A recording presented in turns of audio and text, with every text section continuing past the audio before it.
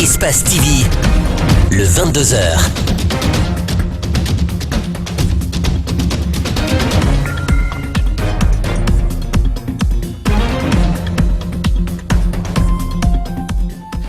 Vous êtes des millions à nous suivre à travers le monde. Merci pour la fidélité.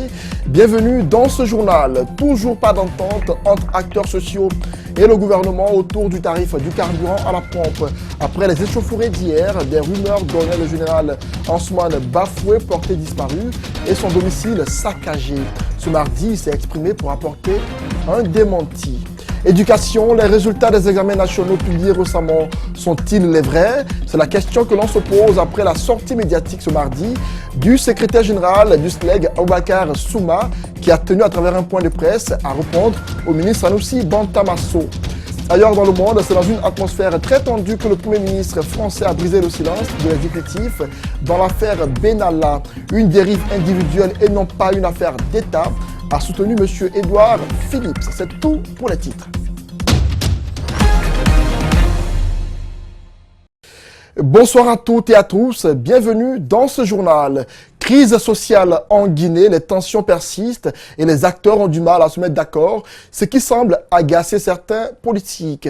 Le président de l'Union des forces démocratiques s'est exprimé sur la crise sociale qui s'écoule à Guinée depuis plusieurs semaines. Mamadou Ba Badiko déplore l'interdiction et l'étouffement de la marche pacifique des forces sociales par les forces de sécurité hier.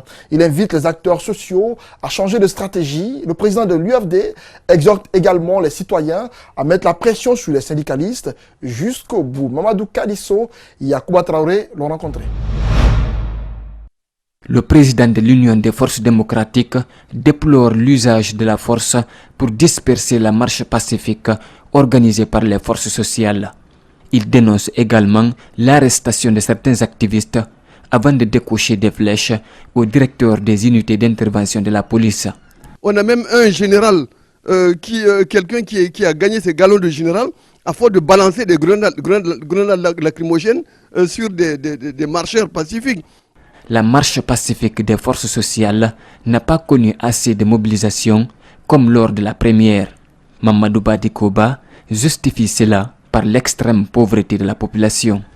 Il faut qu'ils sachent combiner des méthodes qui leur permettent d'atteindre leurs objectifs sans épuiser également la population qui n'en peut plus déjà, avec la malgouvernance, avec la misère, avec l'explosion des prix sur le marché, comme vous avez vu depuis quelque temps. Eh bien, la population, elle est exténuée, elle est exsangue. En ce qui concerne les syndicalistes, des observateurs estiment que le combat est déjà perdu d'avance. La corruption, la stratégie de diviser pour mieux régner aidant. Mais cet homme politique estime qu'il ne faut pas systématiquement enterrer les syndicalistes. Aujourd'hui, ces syndicalistes, ils ont quand même montré beaucoup de sérieux, beaucoup de détermination. Et je vous dis, la base est là certainement pour les surveiller et empêcher qu'ils ne s'enrichissent, se remplissent les poches sur son dos. Les syndicalistes ont déclenché ce lundi une grève générale illimitée, sans service minimum, même dans les hôpitaux. Une mesure que ne partage pas le président de l'Union des forces démocratiques. Moi, je les supplie de ne pas étendre cette mesure donc de suppression de service minimum aux hôpitaux. Qu'on n'ait pas de courant, à la limite, qu'on n'ait pas d'eau, c'est encore difficile, mais vraiment les hôpitaux, qu'on ne refoule pas un malade qui a besoin de soins, encore que même en temps ordinaire, nos hôpitaux sont des mouroirs. Je vous l'annonçais dans les titres, des rumeurs le déclaraient en fuite et son domicile saccagé après les événements d'hier lundi qui ont vu des acteurs syndicaux et sociaux se faire malmener par ces hommes. Des syndicalistes entendent d'ailleurs porter plainte contre lui devant des juridictions internationales. Face à toute cette polémique, le général Ansoumane Bafoué, puisque c'est de lui qu'il s'agit, a décidé de réagir. Le directeur national des unités d'intervention de la police a apporté un démenti à toutes ces informations. Il a effectué un tour avec les journalistes sur le terrain. On le suit dans ce reportage de Djibril Ba et de Mohamed Al-Hussein Kamara. Le dispositif sécuritaire déployé lundi a été quasiment le même pour la journée de ce mardi. Une sécurité guidée par le général Bafoué, qui, selon les rumeurs, aurait pris ses jambes à son cou et quitté le pays. Ceci intervient après des escarmouches qui ont eu lieu entre policiers et manifestants. Je rassure mes parents, mes amis et les bons Guinéens qui ne souhaitent pas le malheur pour leurs prochains, que j'ai fui, que ma concession a été saccagée. Ceux qui le disent ne me connaissent pas. Peut-être, si je dois fuir, c'est de fuir, aller au-delà, c'est-à-dire ma mort. Mais Bafoué est aussi plus que jamais rassurant. C'est avec un air amusant qu'il dément les intox à son endroit. Celui aussi qui va venir pour attaquer ma concession, je sais comment moi j'ai eu cette concession. Depuis au grade brigadier, je suis rentré en tontine pour l'avoir. Celui qui viendra, il faut me tuer pour gâter ma concession. Parce que ce n'est pas dans la pagaille que j'ai gagné ça. Le directeur national des unités d'intervention répondra aux plaintes des syndicalistes et des représentants des forces sociales. Pour lui, rien ne semble l'effrayer et maintiendra l'ordre public. S'il m'en va à la CEDEAO, ce serait l'occasion pour moi de voir Abuja et de connaître Abuja. Si au-delà, ça ne lui satisfait pas, il veut m'envoyer au TPI, ça serait l'occasion aussi de voir l'Hollande. Parce que moi, je n'ai jamais été là. Donc, je suis prêt et je le concède. S'il pense que j'ai outrepassé la loi, il n'a qu'à m'amener là où il veut. Toute la journée, ces unités ont procédé au constat dans les lieux réputés chauds. Ces mêmes unités, selon le général Bafoué, continueront à prendre des mesures sécuritaires illimitées tant que la grève générale n'est pas limitée. 24 heures après la marche empêchée des syndicalistes et des forces sociales de Guinée, le syndicat a durci le ton en annonçant l'arrêt du service minimum dans tous les services publics du pays, même dans les hôpitaux. Sur l'observation de la grève générale illimitée d'aujourd'hui, comment a-t-elle été observée sur le terrain? Nos reporters Mamadou Sadio Baldé et Ibrahima Sori Kamara se sont rendus à l'aéroport et sur l'axe la route Le Prince. Suivez leur constat.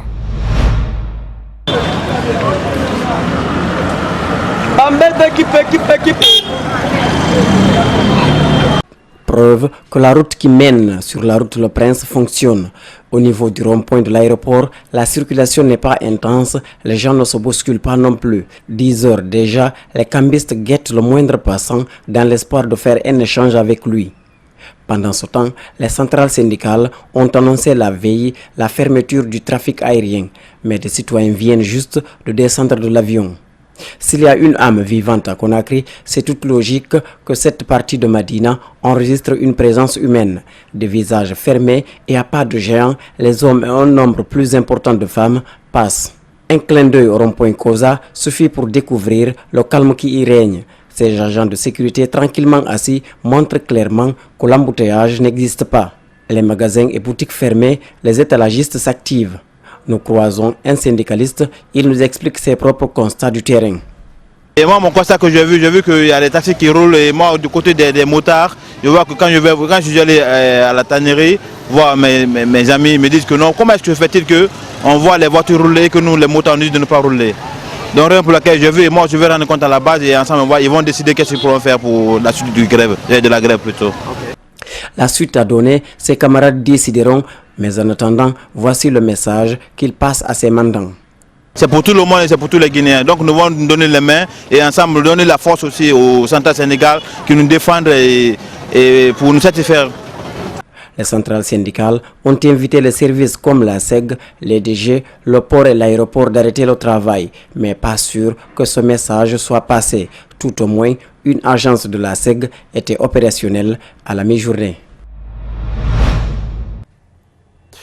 L'Union nationale des transporteurs routiers de Guinée appelle les conducteurs d'engins roulants, notamment des taxis, à exercer leurs activités sans tenir compte de la grève générale illimitée déclenchée par la CNTG et l'USTG. C'est ce qu'a indiqué son porte-parole au cours d'un communiqué lu samedi sur les ondes de la radio-télévision nationale.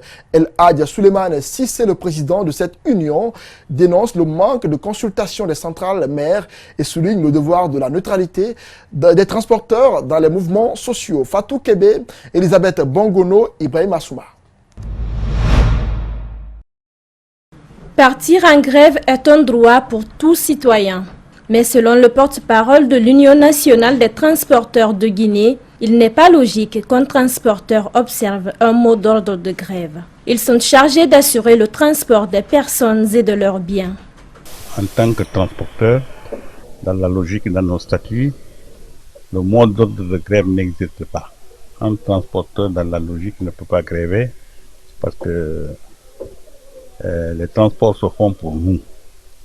C'est nous qui avons intérêt dans le cadre du transport. Quand il y a un transport, si c'est le transport des hommes, des marchandises, ou bien le transport urbain ou interurbain, c'est nous qui devrions prier tous les grévistes d'abandonner la grève pour le moment et nous devrions être autour de la table pour négocier ensemble. Le président de l'Union générale des transporteurs urbains et interurbains de Guinée et ses membres n'ont pas assisté à la réunion de fixation des prix, ce qui explique en partie leur retrait. Nous n'avons pas été consultés pour la grève, et c'est pour ces raisons que j'ai dit que nous ne devions pas participer à la grève. Si on nous avait consultés auparavant, nous allons nous dire oui, évidemment, on n'a pas le droit de participer à une grève. Nous demandons pour quelles raisons vous grèvez, et s'ils nous donnent des raisons, si c'est juste, nous allons les appuyer techniquement. Il reste droit dans ses bottes. L'Union générale des transporteurs continuera à jouer son rôle, celui de transporter les personnes et leurs biens, du moins jusqu'à nouvel ordre. Autre sujet annoncé dans les titres, les examens nationaux de cette année ont enregistré un taux d'échec assez élevé. Certains, comme le ministre des Sports, prennent pour responsable le SLEG d'Abakar Souma qui a déclenché des grèves à répétition durant l'année scolaire. Le secrétaire général du SLEG a tenu à répondre à ces accusations. Pour Abakar Souma, ce taux d'échec est plutôt lié à des dysfonctionnements liés à la mauvaise préparation de ces examens par les autorités de l'éducation. Il demande d'ailleurs la publication des vrais résultats issus de ces examens. Mariam Fodé, Camara. Accusé par le gouvernement d'être à la base de l'échec des élèves aux différents examens nationaux, le SLEG a décidé de mener des enquêtes sur le processus des examens, ce malgré l'exclusion de certains de ses membres. Le secrétaire général du SLEG rejette en bloc ces accusations et explique cet état de fait par plusieurs raisons. Le retard de la tenue des ateliers régionaux, la précipitation dans l'organisation des examens nationaux, le choix des personnes qui ne sont pas enseignants pour la surveillance, pour la supervision et le secrétariat.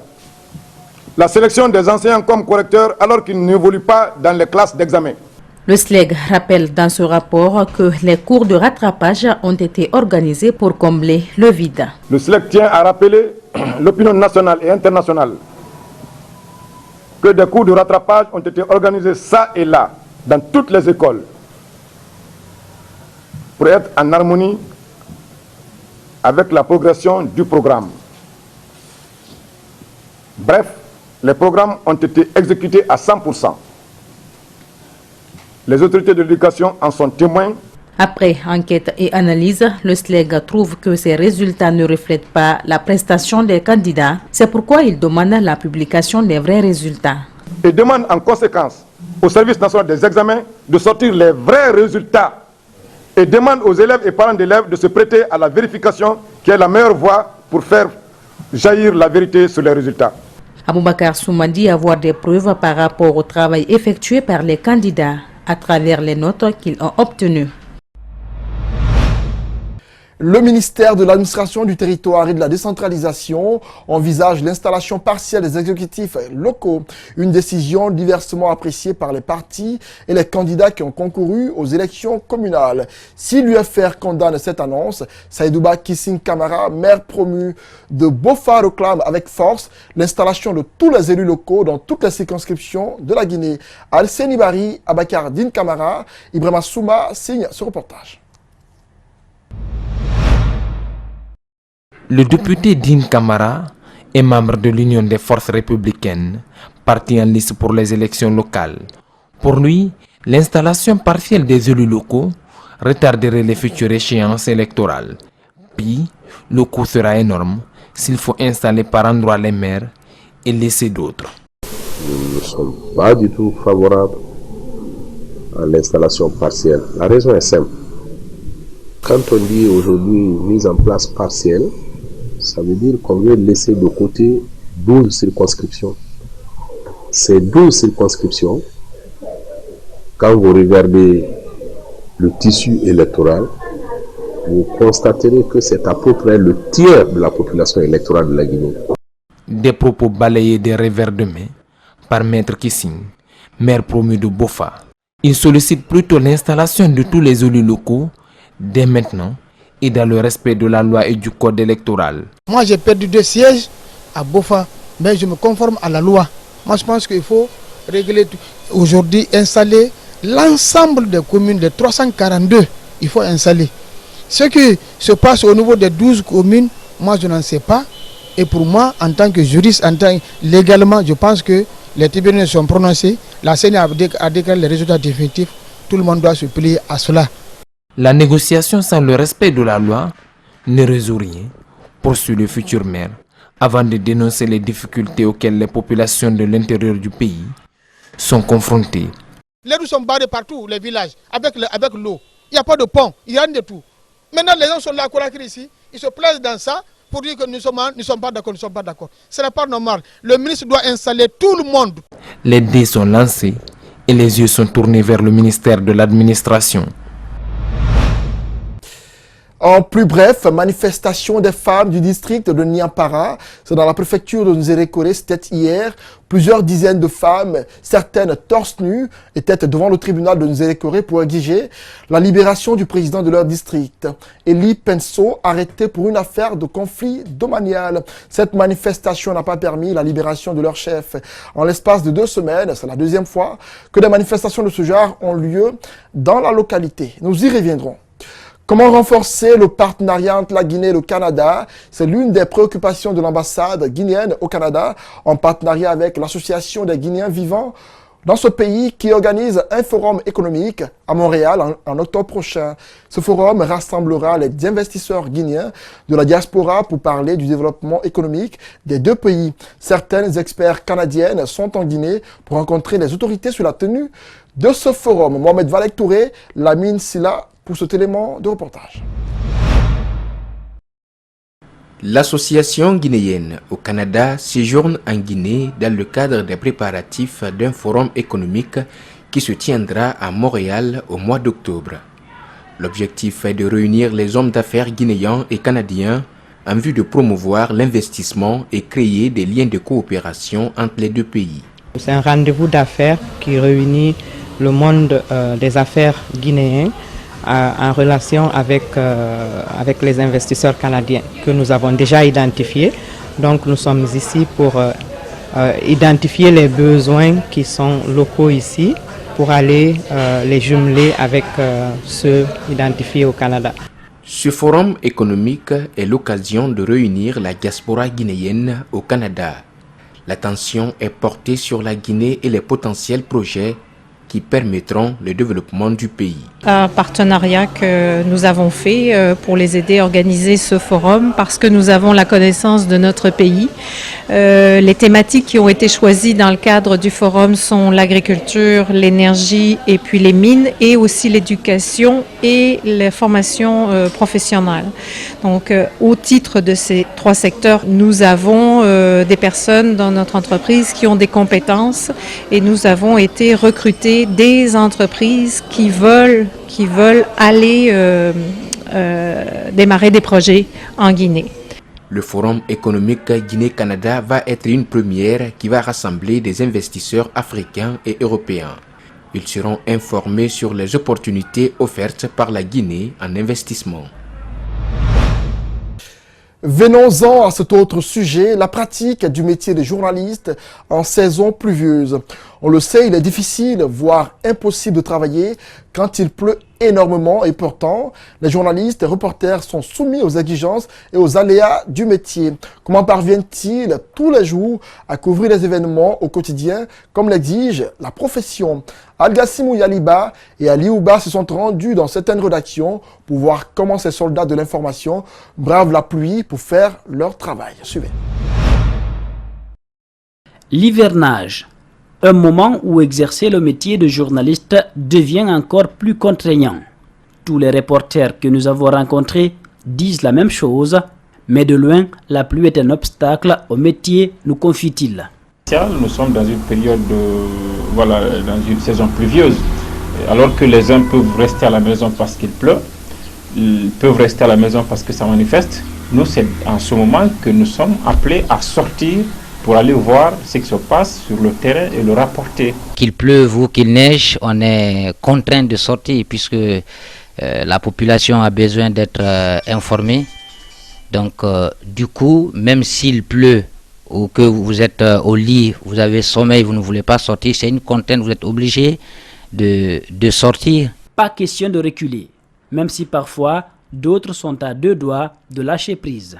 Oui, moi parfois ça m'arrive de ne pas du tout vouloir me lever parce que quand il est 6 heures du matin, par exemple 6 heures du matin, je veux dire 6 heures, 5 heures, et que tu sais que tu as une émission à la radio, que tu dois te rendre à la radio, c'est vraiment difficile. Pour ne pas être impacté négativement par ces grandes pluies qui s'abattent sur Conakry, certaines rédactions trouvent leur propre stratégie. Les gens qui sont éloignés de la rédaction, par exemple, et très souvent, il arrive que puisqu'il pleut ou parce qu'il y a des manifestations, qu'ils ne soient pas obligés de venir directement à la rédaction, mais qu'ils partent directement sur le terrain. Nous, par exemple, chez nous ici, à la veille des grandes pluies, nous payons des manteaux que nous répartissons aux reporters qui sortent le matin.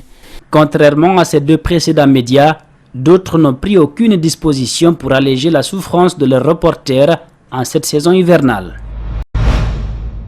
Culture à présent, le cinéma guinéen est en souffrance, mais il essaye tant bien que mal de se maintenir. C'est le constat fait dans les coulisses du tournage du film Le village des Camara d'Abdallah Camara. Le jeune cinéaste s'inspire d'un conte traditionnel sur le cousinage à plaisanterie pour éviter une guerre entre les tribus d'un royaume. Reportage Mohamed Souma, Mohamed Bangoura.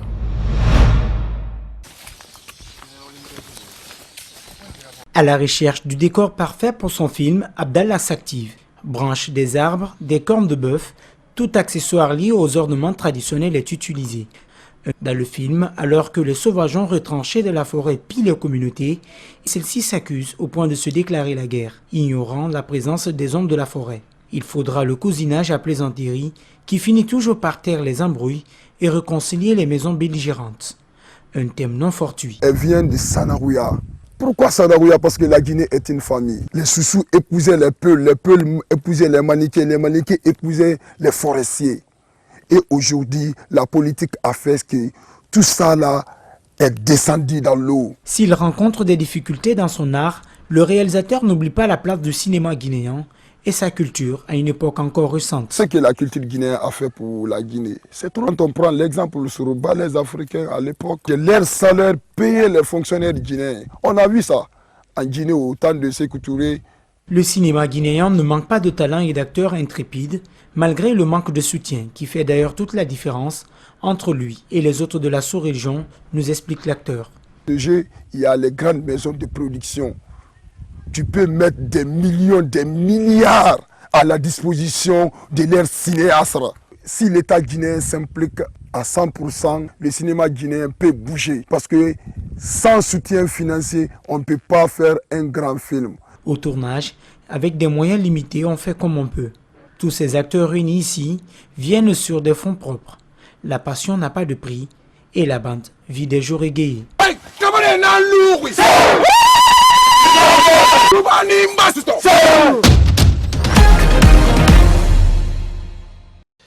Ailleurs dans le monde, c'est dans une atmosphère très tendue que le Premier ministre français a brisé le silence de l'exécutif dans l'affaire Benalla. Une dérive individuelle et non pas une affaire d'État, a soutenu M. Philippe Edouard sous les ovations du groupe En Marche et les colibets de l'opposition.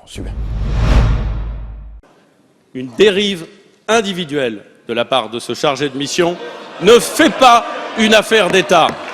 Les copinages malsains qui ont été hier en commission d'enquête évoqués par le préfet de police ne font pas une affaire d'État.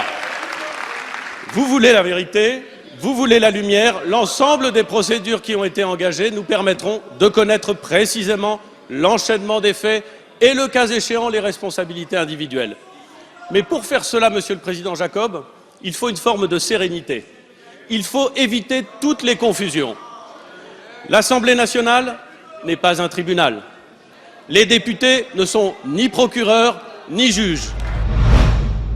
L'étouffante vague de chaleur humide qui s'est abattue sur le Japon a tué 80 personnes et conduit quelques 35 000 autres à l'hôpital en 3 semaines selon les données officielles. Reportage.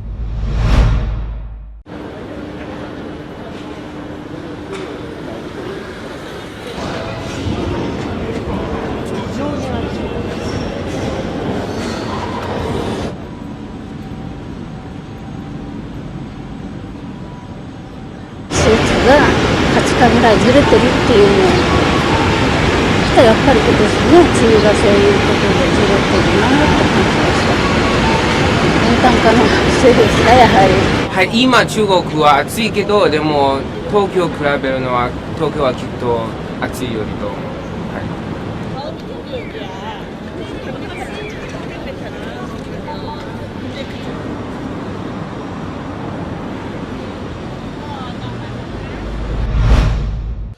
Retour en Guinée avant de clore ce journal, direction l'intérieur du pays, précisément dans la préfecture de Boké. Là-bas, le sous-district communal de football organise la 2e édition du tournoi des vacanciers, doté du trophée Dr Michael Oussampou, président de Wakia AC de Boké. Cette compétition qui regroupe 24 clubs informels de la commune a démarré le 20 juillet dernier au stade du 1er mai de Boké en présence des responsables en charge du football dans cette région. Fodéouma Kamara et Salifou Lifo Sissé. Au compte de cette 2e édition du tournoi des vacanciers, 24 clubs informels ont pris part à cet événement sportif.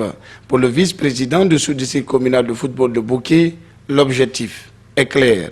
Depuis l'arrivée de ce sous-district de football dans la commune urbaine de Boké, nous avons décidé d'organiser, à l'image des autres villes de la Guinée, d'organiser les tournois vacanciers. Chaque vacance, pour ne pas que la jeunesse soit abandonnée à elle-même. Reparti en 4 poules de 6, ce tournoi des vacanciers se poursuivra tout au long des vacances, ce qui va permettre à certains encadreurs venus de la capitale guinéenne de dénicher les talents afin de les préparer pour le championnat prochain. C'est pourquoi la Ligue régionale de football de Boké apprécie ce genre d'initiative des structures à la base. Nous saluons cette initiative du bureau du sous-district de football qui, à sa deuxième année, organise le tournoi des vacanciers. C'est une façon d'animer la cité pendant ces périodes de vacances-là.